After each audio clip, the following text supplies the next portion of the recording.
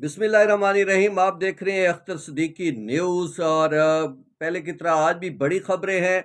एक तरफ फवाद चौधरी जो है वो इमरान खान साहब से मुलाकातें करते फिर रहे हैं। उनको किसकी जो है वो आशीर्वाद हासिल है और वो किसकी सहूलतकारी के लिए इमरान खान साहब से मुलाकातें कर रहे हैं? क्या ये उन 4 अफराद में से एक है जिनको इमरान खान साहब ने जो है वो खुफिया मिशन सौंप रखे हैं और उन खुफिया मिशंस की डिटेल्स क्या है उस पे भी आज बात करेंगे। दूसरा यह है कि जुल्फकार भुट्टो के केस में जो है याया अफरीदी ने बतौर चीफ जस्टिस पाकिस्तान जो एक इजाफी नोट तहरीर किया है उसमें उन्होंने साबिक चीफ जस्टिस काजी फायद ईसा को सपोर्ट करने की बजाय मंसूर अली शाह के नोट को सपोर्ट किया है। उसकी डिटेल क्या है, उसके साथ साथ अपोजिशन के जो लीडर हैं उमर अयूब खान, उन्होंने इतना बड़ा फैसला आज खड़े खड़े कर दिया कि जिसकी वजह से हुकूमत के लिए मुश्किलात पैदा हो गई। इस मामले को हल करने के लिए स्पीकर कौमी असम्बली याद सादिक ने भी अपनी खिदमात पेश कर दी है। वो खिदमात क्या है और इन हवाले से क्या सूरत हाल है, इस पे भी बात करेंगे। उसके साथ साथ हुकूमत और उसकी इत्तेहादी जमातों के दरमियान खलीज आहिस्ता आहिस्ता मजीद वुसअत इख्तियार करती जा रही है, मजीद फैलती जा रही है और हुकूमत के साथ इत्तेहादी जमातों के शिकवे और शिकायतें भी बढ़ रहे हैं। अब ऐसा क्या हुआ है कि जो शिकायत एक नई आई है और वो किसने की है, उस हवाले से भी बात करेंगे। पाकिस्तान पीपल्स पार्टी मुसलसल नून लीग की हुकूमत को अब आड़े हाथों ले रही है और मुख्तलिफ मामलात पर शिकवे और शिकायतों के अंबार लगा रही है। आज भी जो है वो कौमी असम्बली के इजलास में शाजिया मरी ने वाज़ेह तौर पर कहा कि इंटरनेट की स्पीड के हवाले से उन्हें तहफ़्फ़ुज़ात है। वो ये नहीं कहती कि सोशल मीडिया बंद किया जाए, वो तो सिर्फ ये कहना चाहती है कि सोशल मीडिया के गलत इस्तेमाल को वो हमेशा क्रिटिसाइज करते हैं। सोशल मीडिया के इस्तेमाल के हवाले से वो मुखालिफ नहीं है।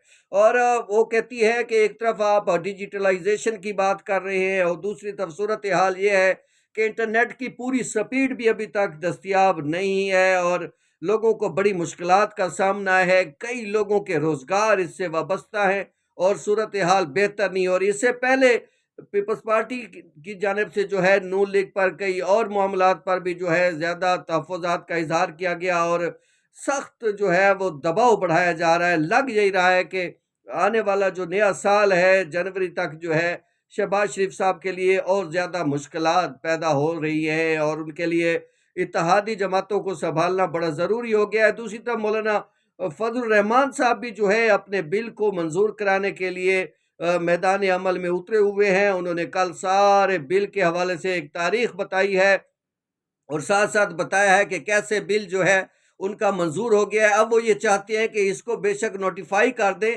नोटिफाई होने के बाद जो है देखते हैं कि इस बिल में क्या अमेंडमेंट हो सकती है, क्या उसमें आप तरमीम लाना चाहती है हुकूमत और क्या करना चाहती है। इस हवाले से JUIFA के हमदुल्ला जो रहनुमा है वो भी बड़ा सख्त रद्द अमल दे रहे हैं। भाई हुकूमत जानबूझकर ये सारे मामलात कर रही है और इस वक्त लग यही रहा है कि सारे मामलात के पीछे हुकूमत का हाथ है और फजल रहमान खुद भी इस हवाले से बहुत सख्त रद्द अमल दे चुके हैं। और दूसरी तरफ सुप्रीम कोर्ट में बड़ा फैसला आया है। एक इजाफी नोट चीफ जस्टिस याया अफरीदी की जानिब से जारी हुआ है जिसमें उन्होंने साबिक चीफ जस्टिस काजी फायद ईसा और दीगर जजेस को सपोर्ट करने की बजाय दिलचस्प बात यह है कि उन्होंने जस्टिस मंसूर अली शाह को जो है सपोर्ट किया है, उनके नोट से इत्तफाक किया है। ये पहला मौका नहीं है कि मंसूर अली शाह को सपोर्ट किया जा रहा है। उनकी जानिब से जो जजेस के तकर्रुर के हवाले से, जो एडिशनल जजेस की तैनातियों के हवाले से, जुडिशल कमीशन का जो इजलास होने जा रहा है उसके जो कवायद और जवाबित हैं उनके हवाले से भी जो है उस कमेटी के सरबराह जो है जमाल मंदुखैल ने भी उनको जो है वो उनकी सिफारिशात को ना सिर्फ तस्लीम किया है बल्कि बरमला कहा है कि हमने इन सिफारिशात को भी उस जो है वो उस कवायद और जवाबित का हिस्सा बनाया है।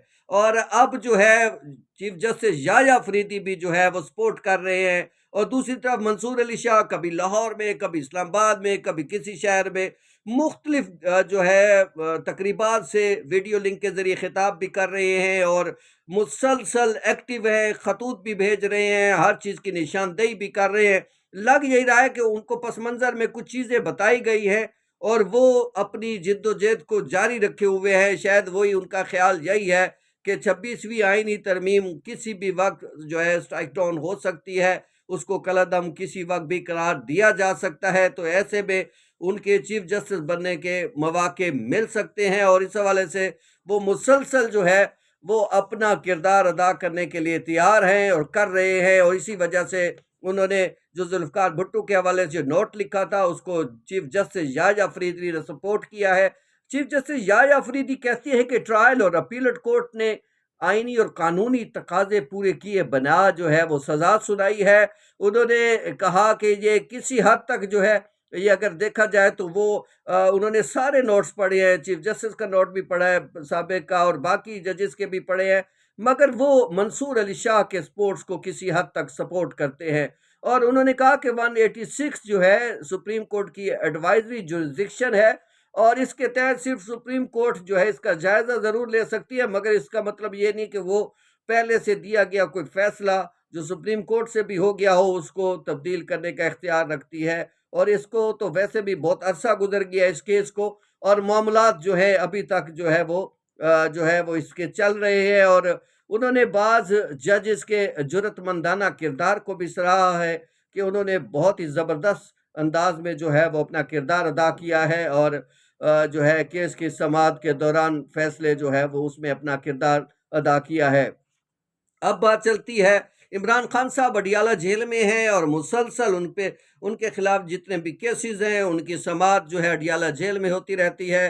कभी उनको जो है वो किसी पे फर्द जुर्म आयद हो रही है तो किसी में उनको पेशी के लिए पेश किया जा रहा है। कल इलेक्शन कमीशन ऑफ पाकिस्तान ने भी उनको जो है एक केस में जो है वो जो है तलब किया है और जेल हुकाम से भी कहा है कि जब आपको कहा गया था तो आपने इमरान खान को क्यों नहीं इलेक्शन कमीशन के रूबरू तौहीन इलेक्शन कमीशन केस में पेश किया है। अब सूरत हाल एक तरफ वो जो है उनको पेशी के लिए जो है नोटिस मिलते रहते हैं, कभी किसी जगह कभी किसी जगह, और दूसरी तरफ अडियाला जेल में भी उनके खिलाफ फर्द जुर्म भी आयद होती रहती है और मुख्तलिफ केसेस में ट्रायल उनका जो है वो जारी है। दूसरी तरफ जो है फवाद चौधरी जो किसी दौर में जो है वो पीटीआई के एक सीनियर रहनुमा के तौर पर उभरे थे, अब वो मुसलसल जो है वो अडियाला जेल यात्रा में मसरूफ़ हैं। उनकी ये चौथी मुलाकात है जो अब तक किसी को नहीं मालूम। पहली 3 मुलाकातों के हवाले से किसी को वाज़ेह नहीं पता कि वो कैसी हुई मुलाकातें, उनमें क्या तय पाया था। और ये चौथी मुलाकात जो फवाद चौधरी ने इमरान खान से की है, वो किस तरह की सहूलतकारी कर रहे हैं।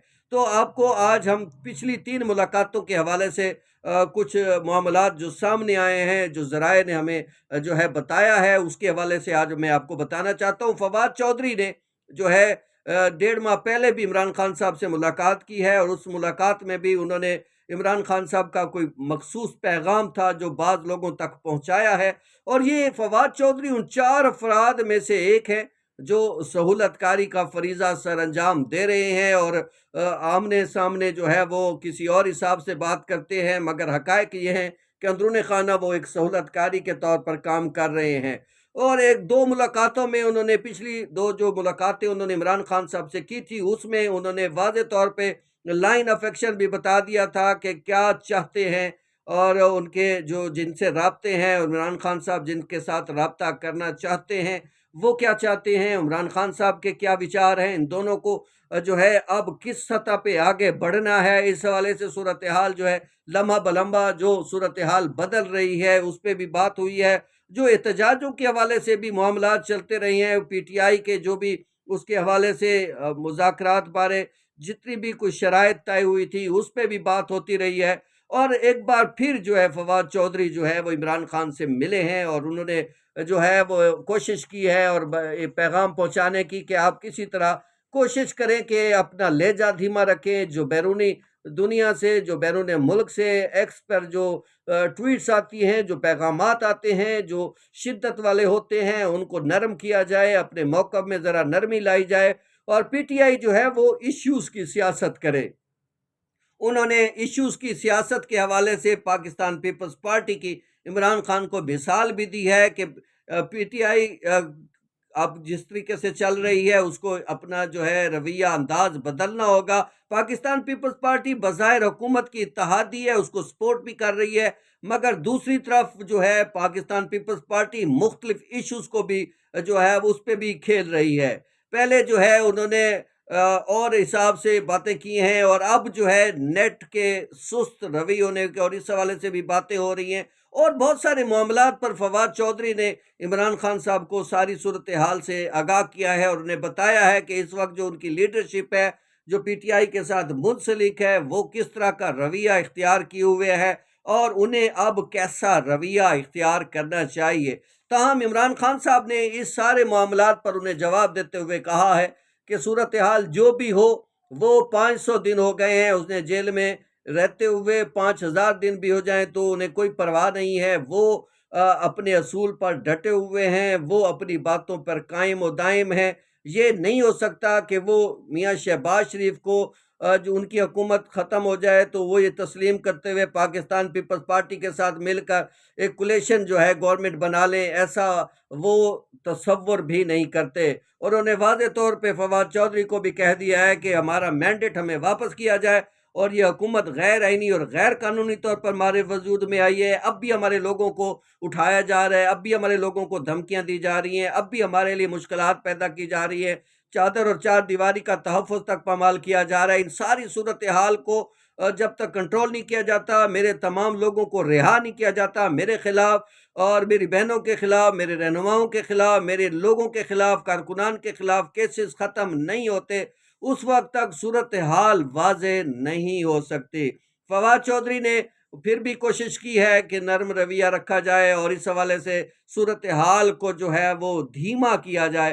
ताहम इमरान खान साहब ने अभी इस हवाले से अपने रद्द अमल को उसी तरह जो है वो बरकरार रखते हुए कहा है कि वो अभी इस हवाले से आगे साथ नहीं दे सकते। दूसरी तरफ कायद हिज़्ब इख्तिलाफ उमर अयूब खान ने जो है हुकूमत से कहा है कि आप हमारी शराइत तस्लीम करें, बसूरत दीगर हम जो है वो किसी तौर पे भी कौमी असम्बली के इजलास में अपनी जो है शमूलियत को बरकरार नहीं रख सकेंगे। उन्होंने वॉकआउट भी किया और ठीक है, इस तरफ स्पीकर कौमी असम्बली एयाज सादिक भी कोशिश कर रहे हैं कि वो सहूलतकारी कर लें, मगर सूरत हाल बनती नज़र नहीं आ रही। और मौलाना फजल रहमान साहब भी जो है अगले हफ्ते जो है वो मज़ीद रहनुमाओं से मुलाकात करने जा रहे हैं। उनकी कोशिश है कि किसी तरीके से ये जो मदारिस का बिल है, इसको जो है उस पे नोटिफ़ाई इसको कराया जाए। जो कानून साज़ी हो गई है, जो एक्ट पास हो गया है, उस पर जो है अब किसी न किसी तरीके से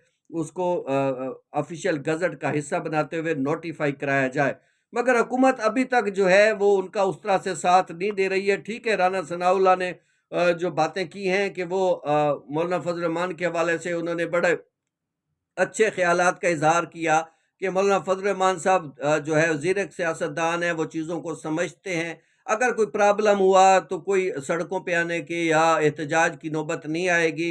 हुकूमत और मौलाना फजल रहमान साहब बैठकर हल कर लेंगे। और दूसरी तरफ जो है वो सरदार लतीफ़ खान कोसा पीटीआई के रहनुमा, उन्होंने भी बाज़ दिलचस्प बातें आज मौलाना फजल रहमान साहब के हवाले से कही हैं। उन्होंने कहा है कि मौलाना साहब अपने जो है मुतालबात मनवाना जानते हैं, वो अपनी सारी सूरत हाल को संभाल सकते हैं। उन्होंने 26वीं आईनी तरमीम में हुकूमत को टफ टाइम भी दिया, फिर उनकी 26वीं आईनी तरमीम की सपोर्ट भी कर दी और अब जो है जो ये बिल है इस हवाले से भी हुकूमत के साथ वो अपने मामलात को इस अंदाज से और इस गेम के साथ खेल रहे हैं कि इसमें वो ज़रूर कामयाब भी हो जाएंगे और इस हवाले से वो बिल भी जो है वो नोटिफाई हो सकता है। पीटीआई की तमाम जो हमदर्दियां हैं वो भी मौलाना फजल रहमान के साथ है। देखते रहिए अख्तर सिद्दीकी न्यूज़ नए सूरत हाल के साथ, नए अहवाल के साथ जल्द हाजिर खिदमत होंगे। उस वक्त तक के लिए इजाज़त दीजिए। अल्लाह निगहबान।